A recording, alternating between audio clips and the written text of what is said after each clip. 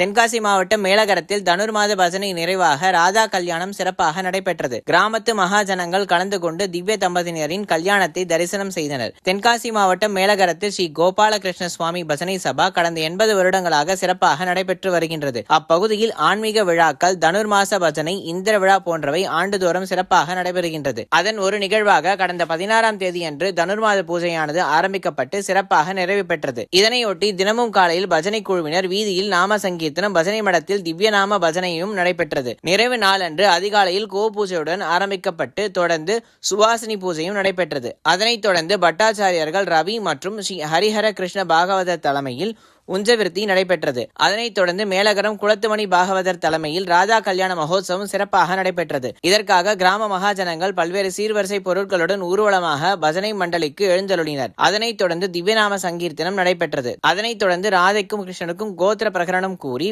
பக்தர்களின் ஆராவாரத்துடன் திருமங்கல்ய தாரணம் நடைபெற்றது. அதனைத் தொடர்ந்து மங்கள அக்ஷதையும் சேர்க்கப்பட்டு திருமண சடங்குகளாக பால் பழம் கொடுத்தல், நலங்கிடுதல், பூப்பந்து எறிதல் போன்றவை நடைபெற்றன.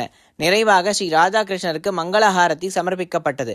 அதனைத் தொடர்ந்து பக்தர்களுக்கு கல்யாண விருந்தும் வழங்கப்பட்டது. மாலையில் சஹஸ்ரநாம அர்ச்சனையும் ஆஞ்சநேயர் உற்சவமும் நடைபெற்றது. விழாவின் ஏற்பாடுகளை கோபாலகிருஷ்ண சுவாமி பஜனை சபா குழுவினர் செய்திருந்தனர்.